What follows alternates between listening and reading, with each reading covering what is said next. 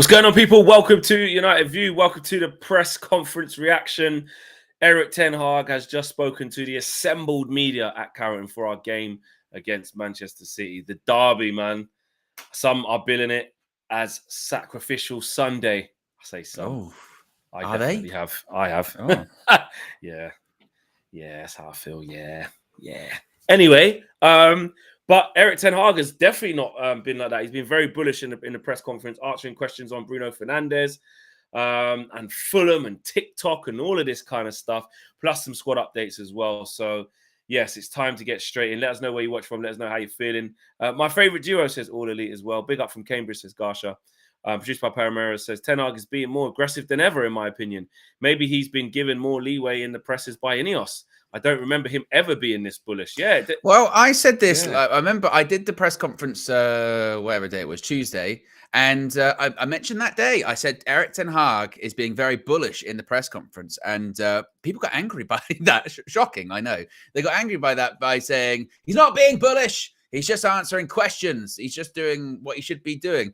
But in the last couple of weeks, particularly on Tuesday's one and today, defending his record, defending his players, not saying it's season defining, not saying there's pressure on him or anything like that. And it is wild. I mean, it can't get more 2024, can it? Then the biggest story coming out of a football press conference for the Manchester derby is a TikTok. Yes, that's the reality that we're living in, but it goes in line with a story that came out earlier today saying Manchester United weren't happy with, well, they're not happy with a variety of things around Bruno Fernandes. They're not happy with Fulham for the TikTok they've done. They're not happy with referees for a perceived lack of protection from officials in matches because they're saying that Bruno's being targeted. And also, they're not happy with just the general media for their scrutiny on the Manchester United captain as well. So very interesting stuff to get into. As Flex says, be sure to smash a like on the like button. Be sure to subscribe, bottom right-hand corner. Let's get straight into the quotes. As always, we'll do them in a linear order. Obviously, the biggest one is the Bruno ones. That kind of comes a bit at the end. So we'll get through these sort of earliest ones as quickly as we can. So the first one, Flex, was about team news, which people can see on the screen right there. He was asked about who is available. Is it the same squad that's available that played yesterday? Erik ten Hag confirmed pretty much yes, talking about Rafael Varane, Bruno Fernandes, saying they fought to be part of the game and they came well out of the game. He says, I think they will be available for Sunday. But what he doesn't think, he says, I don't think players will return for Sunday. So those players like Harry Maguire, or everyone basically that was not available last night, they're not available for Sunday, which means we're dealing with the same squad. And does that mean, Flex, the same lineup, maybe putting Kobbie Mainoo in there for McTominay? That's about it, maybe? Are we seeing Amrabat at left back again in the Manchester derby? Probably be against Phil Foden, wouldn't he? Oh, God. Yeah, I think what more could Erik ten Hag do with that team? He ain't going to just put Amrabat, start playing him right back and move Dalot now. Lindelof ain't just going to come back into full back. I can't see that. Yeah, I think he'll go Amrabat left back, bro. I think it'll be Varane. It might be Varane in it. Well, Varane obviously come through the pain barrier to play. Can he push him again? There's definitely no. Well, that's what he says. He said he'd be available. He said he'd be available for Sunday. Oh, yeah. So then he plays. Then he plays. Yeah. I'm just wondering whether Evans comes in, but we kept a clean sheet against Forest. I think he'll like a bit of continuity. Might not want to bring Evans in out of the cold. I think he'll probably go. Or he does, like you say, maybe he does go with Johnny Evans and goes like, Lindelof, you're going at left back, but you're kind of really like another centre back. We just really need to park the bus, get as many people behind the ball as we can. Exactly. Maybe he might do that. I'm not sure. Could you see Amrabat sort of inverting as much as he did against Forest and getting involved and going, I'll just leave Phil Foden, I'll just go in midfield? Yeah. Probably not. So, yeah, that's the only question mark for me. Is that bit? Because it's one thing to do. It's one thing to do that Amrabat inverting thing when you've got a lot of possession, which we did last night. We did have a lot of the ball, and particularly in the second half. And he started to play a bit better in the second half as well, didn't he? Because we had more of the ball. But that's not going to be the case on Sunday. It's not going to be the case. I'm gonna because it's something we did, because there was stuff that happened in the lead up to the Forest game that we didn't really consider, and the lead up to the Fulham game, like with the Forsen situation that we didn't consider. I want to throw something else out there. Not that I want this to happen, but I'm thinking, could Erik do this? Go on. Could we actually maybe see Kobbie Mainoo not start and him just put Amrabat in there? If Lindelof goes back to the left back. I understand Miss Manchester Derby away Do you know from what I mean? home, Like maybe he might think he's not ready yet, there's or no Amrabat way. just There's no way. There's no way he doesn't play Kobbie. But there was because no way you we need saw someone. Amari Forson playing the other day. We just didn't see that. That's one. It's one thing. It's Fulham at Old Trafford, and it's the other thing where it's like I get that Kobbie's young, but it's the Etihad. You do need, as much as we're not going to have the ball, when we do have it, we need someone that can keep it. We need someone that's composed, and it's not about age or anything like that. Like Max says there, Amrabat, Mainoo, Casemiro in midfield to stack that area. Bruno on the right. Big games. Sometimes he just phases him out. Wouldn't be shocked. Because Rashford's got to go through the he middle. wouldn't have a 10. Basically, he wouldn't have a 10. Yeah. And basically, would he do that? 4-3-3, and sort of a flatter 3 through the middle. And not one of them is Bruno. Would he do that? And Bruno would be on the right, but Bruno would basically on the left. but Bruno would still basically be central because he'd come back here and he'd pack it out. Yeah. Could he do that? That thing where we hate Bruno on the right? He could, but I don't think he will. I think the starting lineup, I think, would probably be, again, Onana, Lindelof left back, Evans, Varane, Dalot, Kobbie, Casemiro, Bruno, Garnacho, Anthony, Rashford. I think it'll probably be that. I think he'll play Lindelof and Varane again.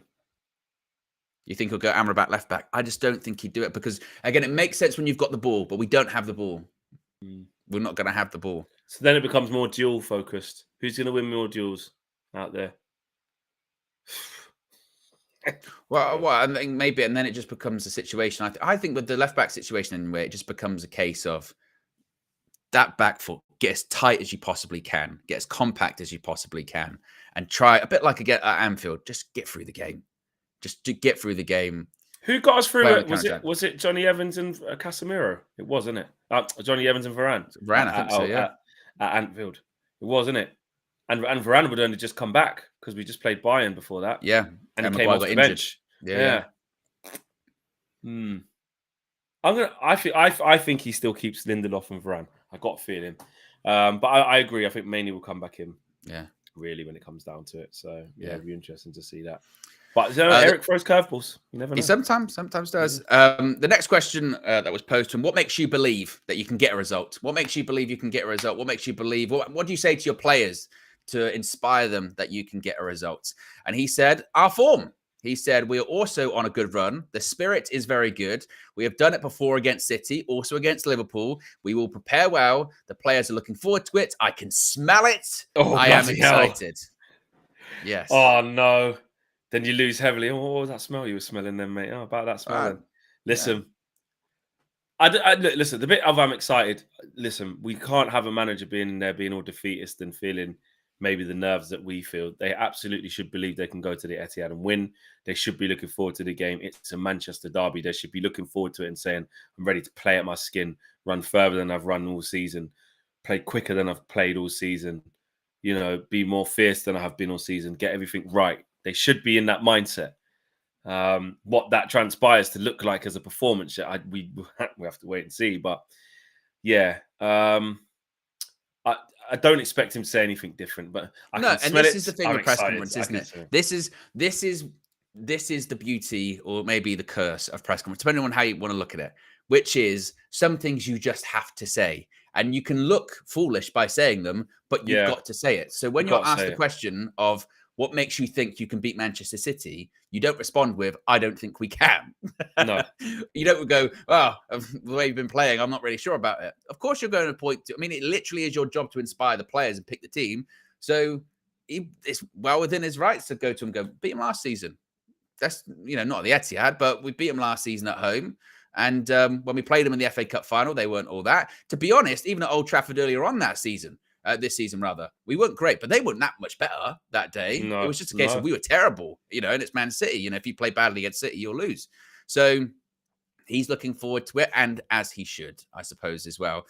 He was also asked about Casemiro too, talking about Casemiro's mentality, and he said how important that's going to be on Sunday. He said passion, desire. He's really enjoying passion and desire. He's in that territory. He's in that territory. We are going to need it. We are going to need it passion, in these next 8 games. Desire, determination. That is the base, definitely, for the game on Sunday. And look, you are going to need that. We said it this morning, didn't we, Flex? The way that United are going to get a result at the Etihad is by really getting rough. That's what it's going to have to be. Forget the football in these types of games. Yeah, compact. Make sure you're up for it. Make sure you've got a level of intensity and discipline as well. It's going to have to be a really defensively disciplined performance.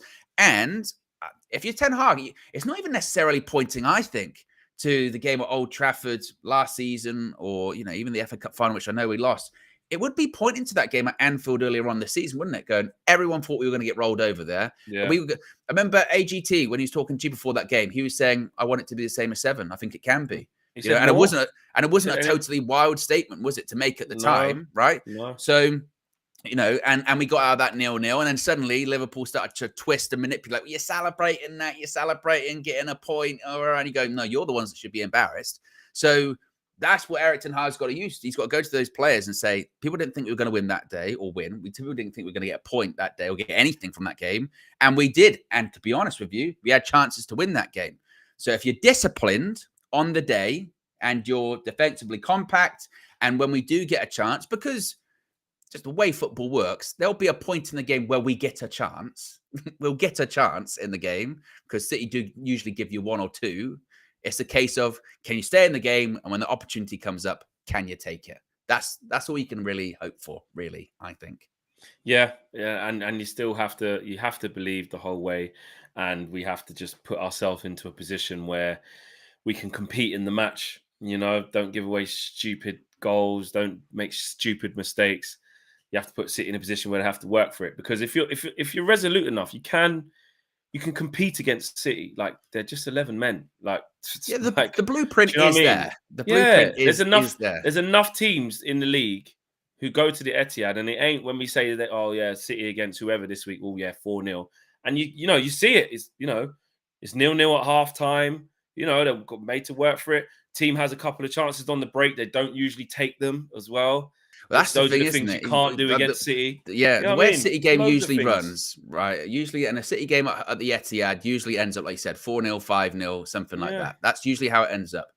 But if you watch the game, either really early on, and I'm talking like 2 or 3 minutes in, a team might get a chance, and like you say, usually they miss it, or they miss a chance at 0-0, or even at 1-0 to 1-1, they miss an opportunity. And as a fan, you watch, you go, that was their shot. That was their chance. Was the shot. They didn't do it, and then eventually they'll lose 4 or 5-0. Or it's just 0-0 for ages, and they're doing okay, and then they make a stupid mistake. Do you know what I mean? Like, look what Brentford did. Yeah. Look what Everton did. Well, look at Chelsea when they played them at the Chelsea. At the Etihad. Should have been outside.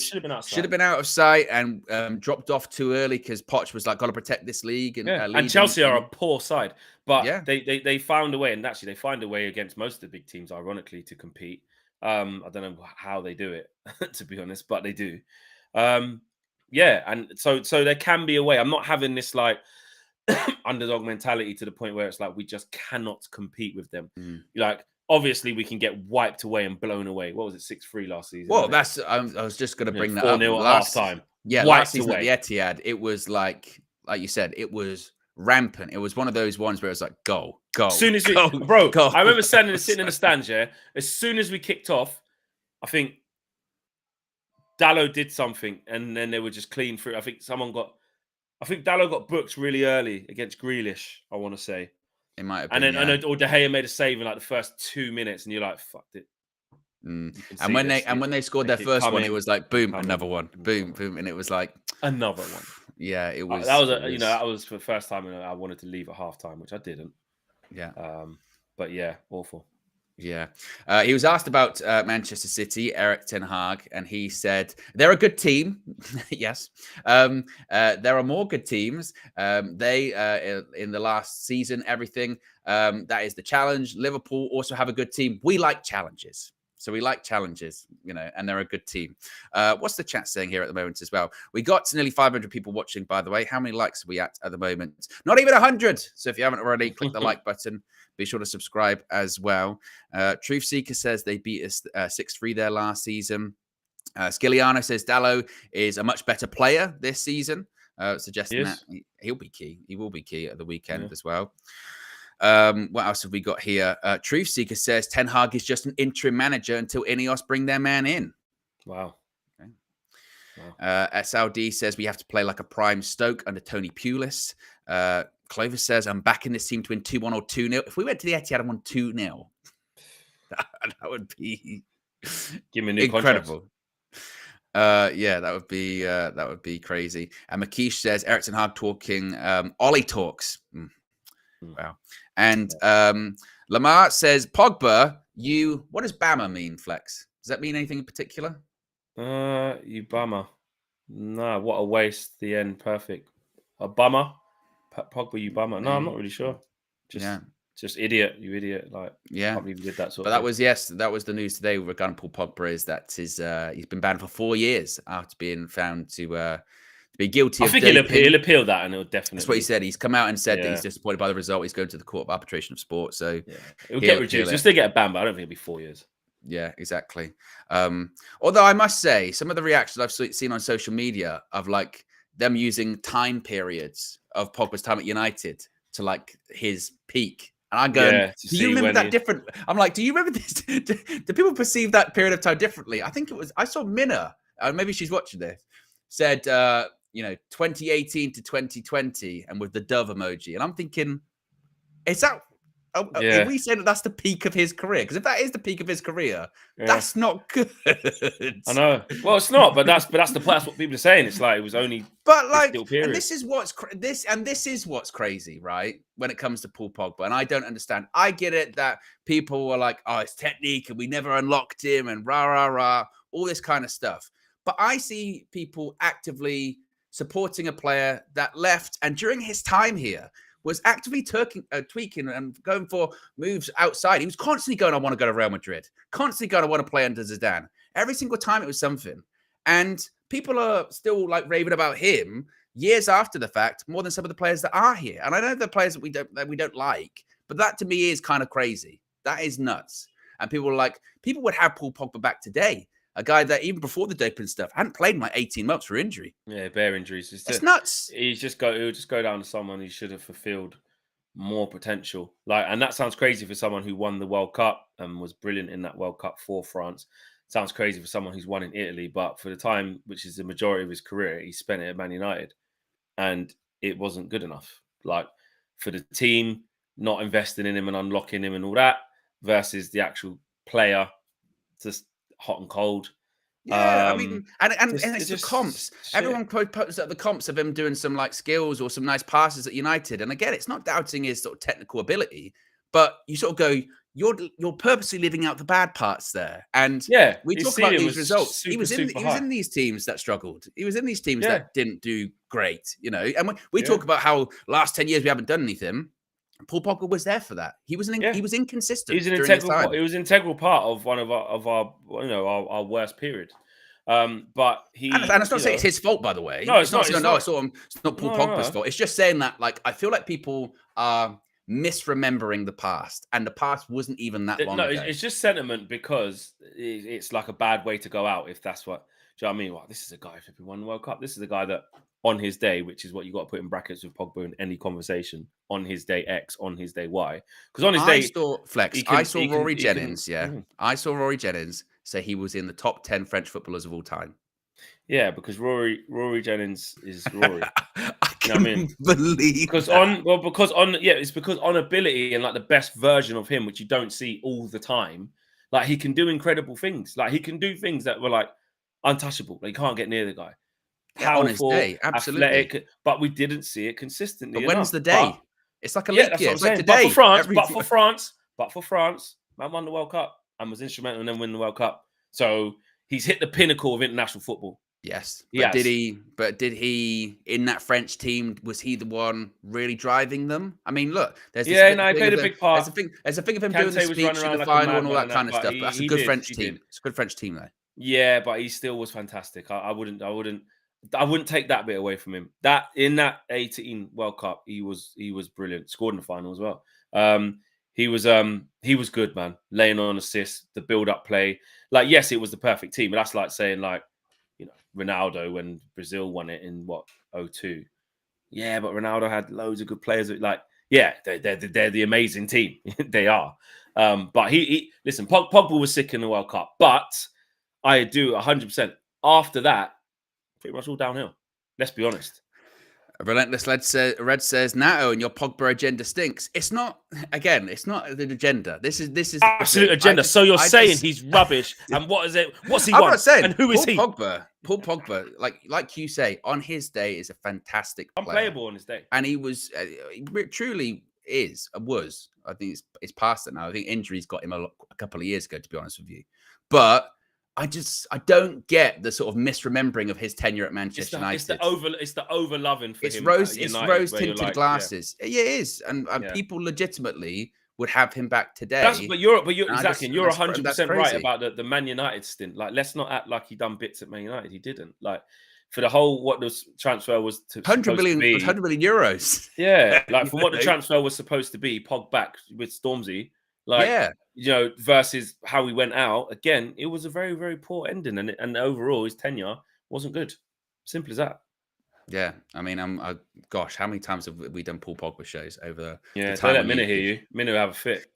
Well, that's what I said. I saw Minna. She said 2018, Minna's, and also some people acted like he died today. That was really weird. They were going like, you know, end of an era, innit? End of podcast. They were doing times and the dove thing, and I was like, I think he's alive. It's okay. Yeah. He might still play football again. He's 31. If it is 4 years, maybe he retires. I don't know. Like you said, might get cut down. Might come back, but still, I don't know.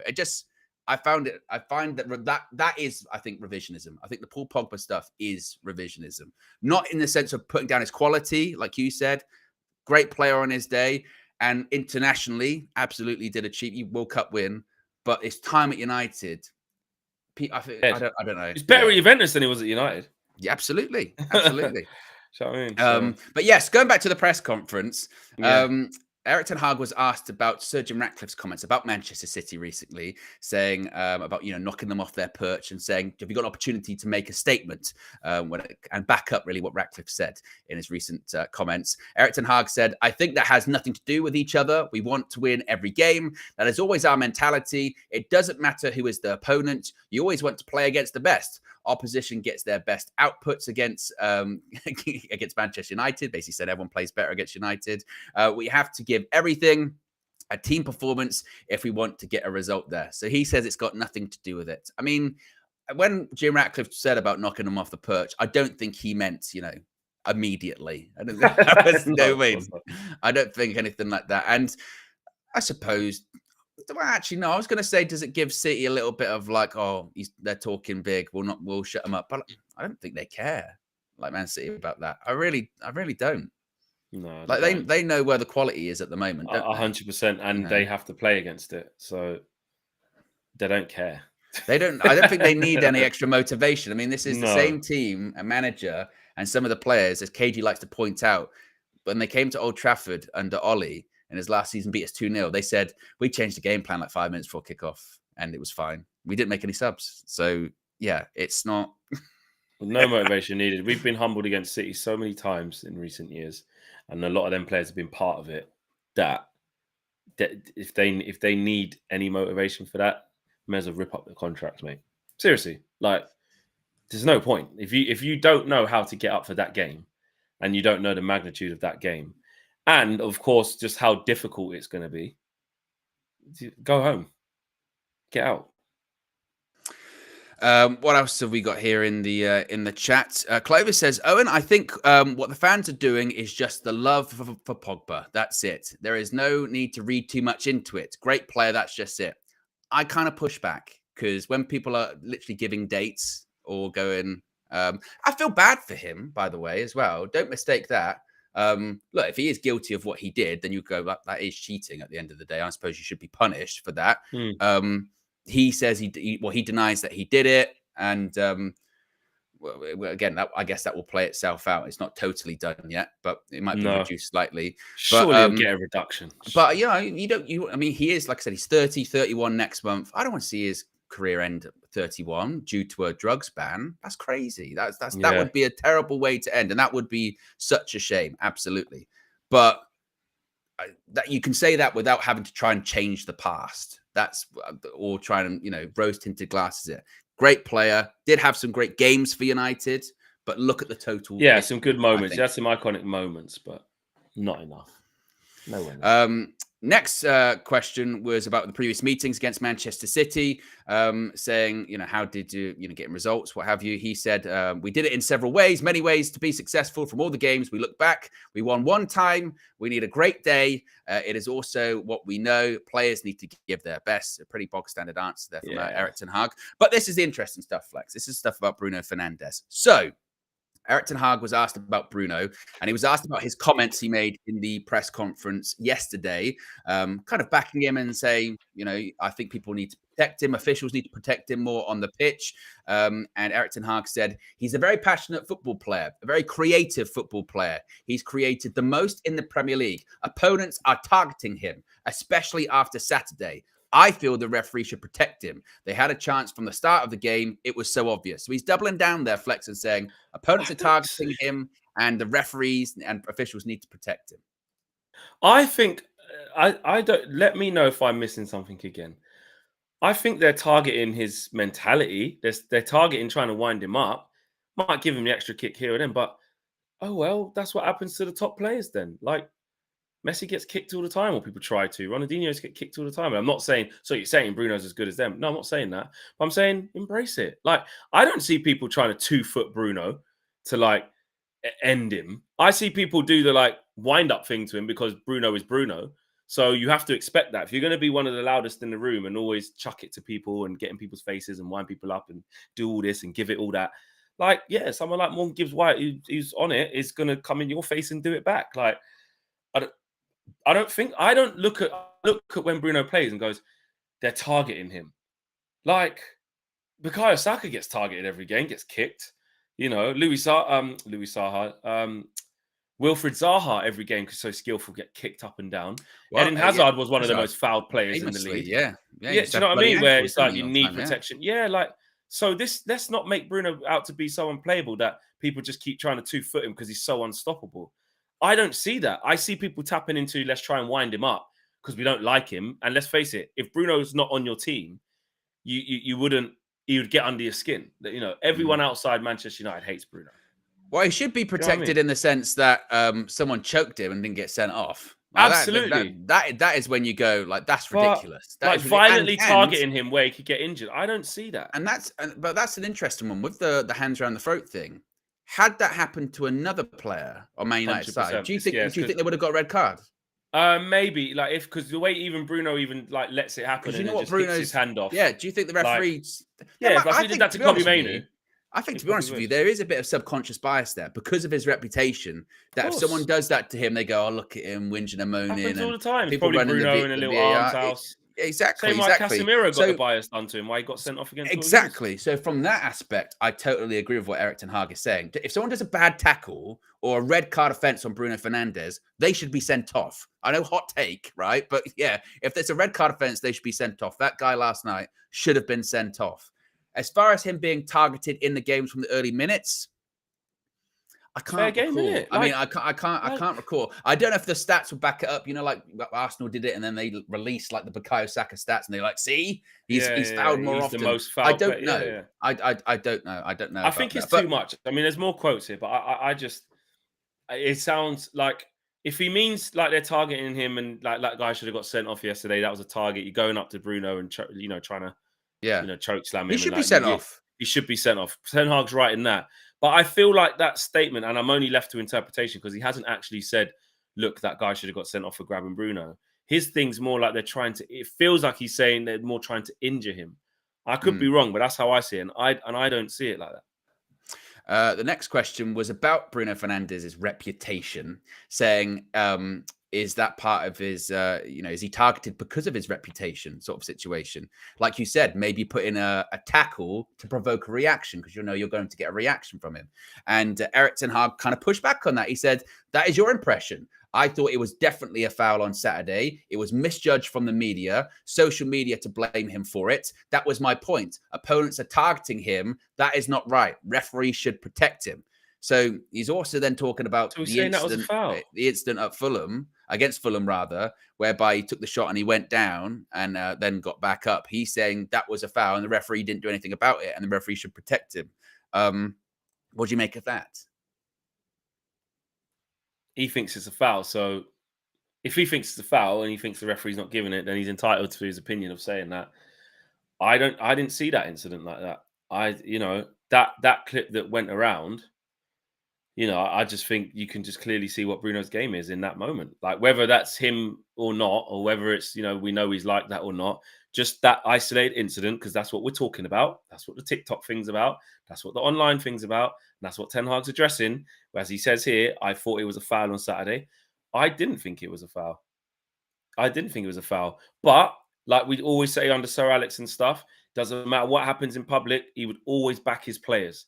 And I remember Erik ten Hag getting, pelters for not backing Sancho in public and stuff like that. He's backing his player because Bruno's not playing good right now and stuff like that. And some people want him sold and all that. They're saying that he's his favourite and all of that. And why is Ten Hag doing this? But I'll be honest, I disagree with that point. I don't think it was a foul. And I think Bruno was just looking for a foul, didn't get it, and then whined to try and get a free kick, didn't get it, and then got on with it. That is Bruno. That is what he does. Is it not maybe a wider strategy from Erik ten Hag, who's like, that this is my captain. He picked up an injury against Fulham, or even actually going into the game, I think he maybe was kind of pointed out. Nevertheless, saying he's picked up an injury or he got injured in a match that wasn't picked up by the referee. And now that they know he's injured, they could be going after him in future games. So if they do that, make sure from a referee's point of view, he's protected. Don't allow them to get away with it. Kind of a bit like you saw prior to the Carabao Cup final with Pochettino, a bit out of character, said, look, I know that it's Jurgen Klopp's final season, and I know that everyone's wants to celebrate him, but please, let's not do silly decisions here. Yeah, they drop little things in. Of course, they is do, is it just purely trying to back his captain and a bit of gamesmanship by saying that if Bruno Fernandes, put it this way, if Bruno Fernandes goes down in the box at the Etihad and it's a soft one, but we get a penalty, has Erik ten Hag done his job there? Yeah, he would have done. He would have done. So if he. And this is what I'm saying. It depends how you want to look at it. From a purely footballing perspective, you can say, listen, just forget all this crap and just play well enough to win games and do the right stuff and play good.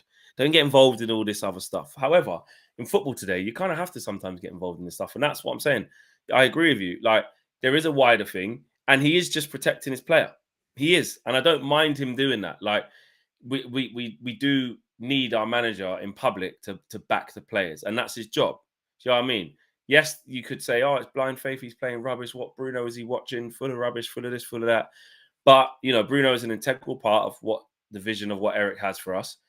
And he is backing him. And you're right. It does. That will put a little thing in referee's head, without a doubt. Because these are big players. These are players at the upper end of the Premier League in terms of reputation. Players like Casemiro, players like bloody... when Xhaka was here, he's got a reputation. David Luiz had a reputation. There's certain players who have reputations of like doing stuff. And I think Bruno comes into that. So definitely, I think he's just fed up of maybe not getting the right decisions around him. And look, we can just be tribal with that. I don't mind doing it. But I just think if you strip it down, if you because this is our safe space and we really want to talk about exactly what Bruno is and isn't doing, I can look at the clip and for me personally, call it out for what I saw with my own two eyes and how I interpret that. Not to bring him down and repost it and for me to say, Bruno's a disgrace. I can just look at the clip and just go, yeah, he was trying to win a free kick. It wasn't a free kick. It took him a little while to get up because he was probably waiting for it. Then he realized it wasn't. Then he looks around, gets up and carries on with the game. That's what we see with our physical own eyes. If you want to see something else, then watch a different video. That's not what happened in the video.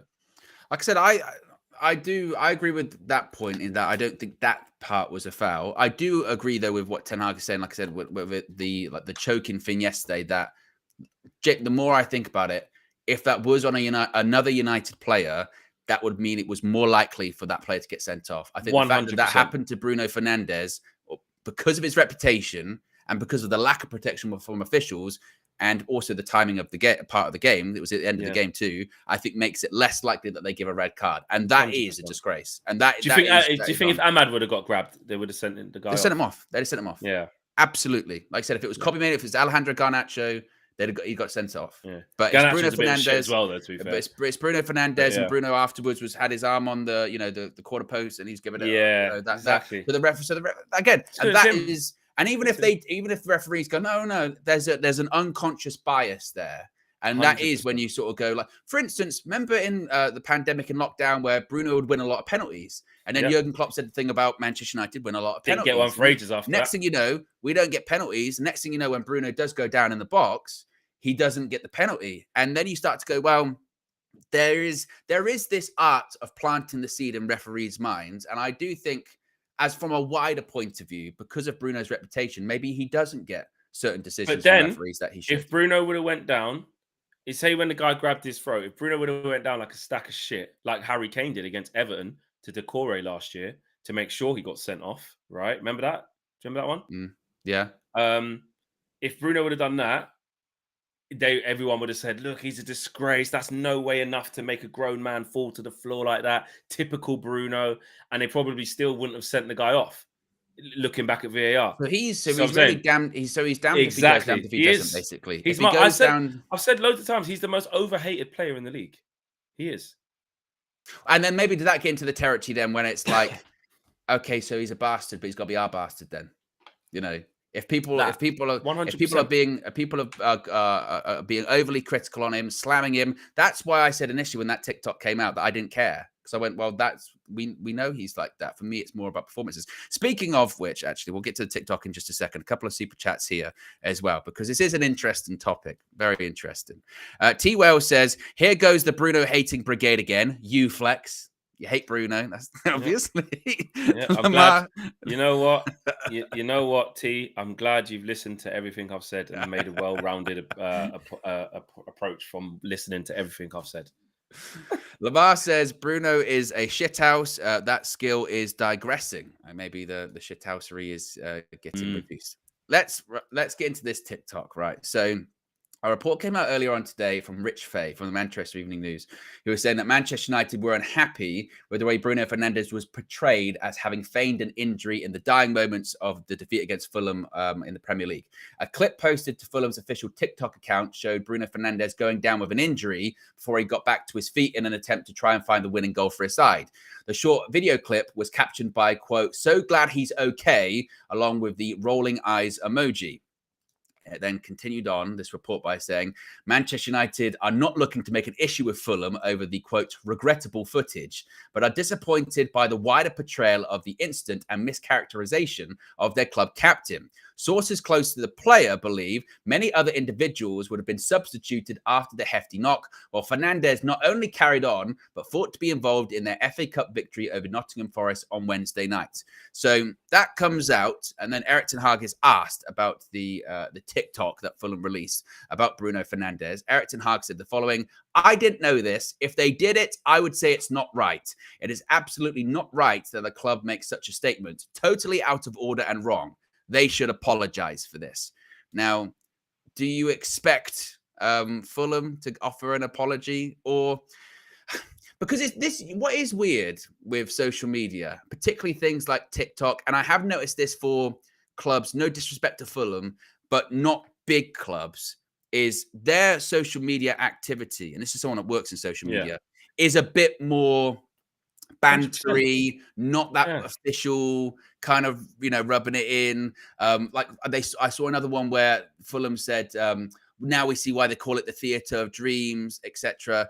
Like that kind of is what social media is, really, to an extent. Now, is it too far by sort of suggesting that he was feigning an injury? Is it too far by suggesting that he wasn't hurt, where he did legitimately pick up an injury in the game? Because I remember when you brought up this clip initially a few days ago, my reaction to it was, well, I don't really care about that. And he was injured in the game. Now, is he totally injured at that point? Maybe not, but he was injured at that time. So what do you think about all of this? Because it's now spiraling into something bigger, than just a clip posted on social media. Everyone's talking about it.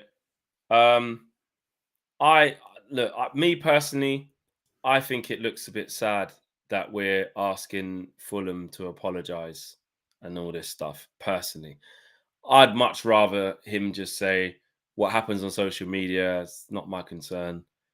Like, at the end of the day, like, I feel like if they want to do that, they're the smaller club. Yeah, we're supposed to be the big mighty Man United, right? Because we are a massive football club, and it's like it just looks a little bit like the little boys have come to town and got a win, so let them just celebrate like it's the best thing they've ever done in their whole history. Just let them have their little time. Don't concern yourself with them little clubs. Like, they came and took the 3 points, man. Like, well, and also as well, it's not. And this is the thing. This is the with TikTok and sort of that part of social media. That's not, again, for these sort of smaller clubs. That's not like an official club statement. It's not like on notarized paper with all that kind of. It's not like that. It is kind of just them rubbing it into an extent. Like United on their sort of social media channels wouldn't really do that. They wouldn't. No, the big clubs wouldn't do that. Look, Brighton done it to Arsenal when the Neil Maupay thing happened. They put Ty in the thing, and you're right. The smaller clubs can do it. And look, everyone. And that's not defending Fulham, by the way. That's not. No, it's not. It's not. Some people in the chat are saying, "I can't believe Fletch can't see the injury and all of this shit." Look, at the end of the day, he was injured at the time. He was injured, and he's gone on. And he's gone on to fight through the injury, like say, go through the pain barrier, because he's always available. And that's what we said. That's what I literally said in the first show we did today. I was like, he deserves credit for that, because he's one thing you could say about is, forget whether he gives the ball away and all that stuff. That guy is there and he runs his ass off. He doesn't stop running. Like, he puts his all in. Do you know what I mean? You can't take that away from him. But their situation where they feel like he's dived, I have to say, when I look at it, well, he's got up pretty quickly and moved around all right after it. And we've seen Bruno loads of times before do exactly this. Like, I'm looking at it now. He's looking around. I'll pause. I'll have a look. Okay, cool. I've hurt my shin. I'll run it off. Give me the ball now, quick. He doesn't look hurt then. And afterwards, he could have been injured, absolutely. And that's why he struggled going into that. But it's because, again, the reputation would go before you, though, because we have seen Bruno, unless you guys have been seeing a different version of Bruno than me. I can just talk about, I just won't just do the blind thing because he's our guy. I thought this is the place we can say everything in its 100% entirety. Like, the rivals aren't listening now. We can say it like, Bruno does shithouse stuff all the time. Like, he does. It's not like we love him for it because he's our bastard. That's it. But that's part of him. So I've seen Bruno loads of time stay down a little bit too long after he gives away a shit pass. I've seen him do it. And then he gets up. Then when we go, oh, Bruno, come on, get up, man. Not now. Don't do that now. Or, he's giving the ball away. Then he goes running to the ref saying, it's got, that's our ball. Do you know what I mean? When you're like, just get back into position. Come on, we need you. Like, do you know what I mean? He does do frustrating things. So for me, if Fulham's interpretation of that is that, to say like in a big press conference, no, it's terrible, they should apologize, and I don't want to form an apology from Fulham.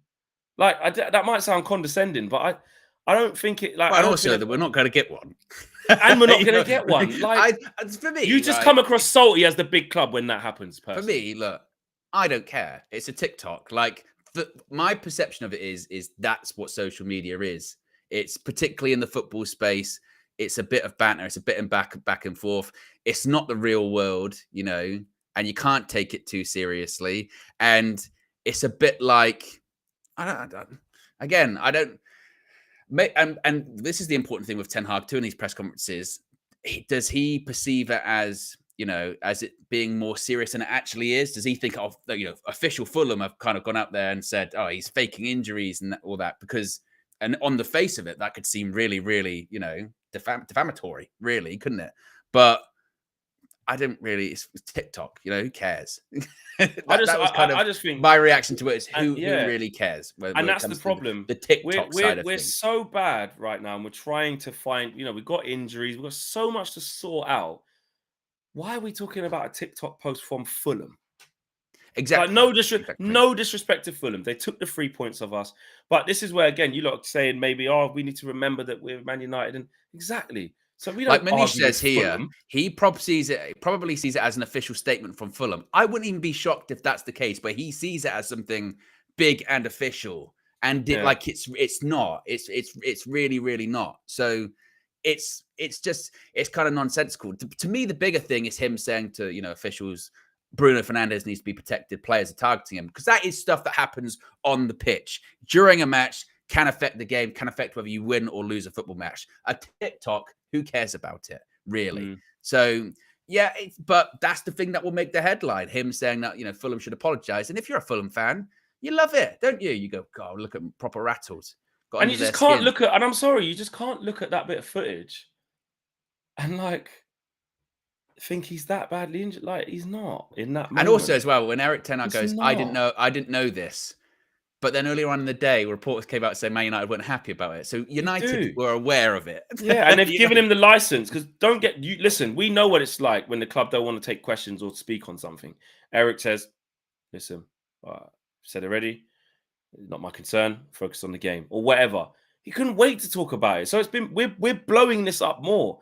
And for me, I don't know what, because this all it's doing to us as fans is taking our eyes off the real shit that's wrong. Like, come on, I don't care about some shitty little TikTok thing that Fulham put up because they finally beat us at Old Trafford. They even tweeted the other day, guess that's why they call it the theatre of dreams. Exactly. That's what I said, yeah. Yeah, mate, we got the thing done on us, mate. We lost. That's what social media is. You know what I mean? Social media is. It's not real. It's not the real world. It continued by talking about Bruno Fernandes, by saying he is, first of all, his football skills, so creative in the final third, creating chances. He can score a goal. Also, his outputs, his contribution for defending, reading the situation, the press, but also being the example by running and supporting the players surrounding him. So Erik ten Hag continuing to back his captain and support his captain as you would expect, to be honest with you. I don't see anything wrong with that, with supporting his captain or backing his captain. Of course, he's going to do that. Finally, the last question was if this is a season-defining match flex.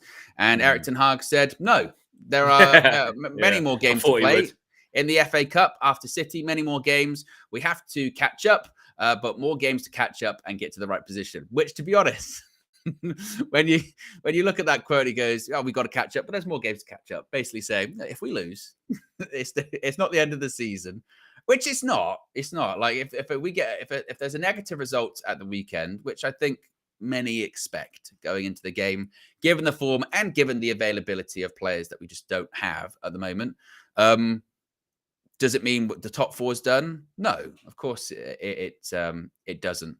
But I think that it's not a season-defining one, certainly.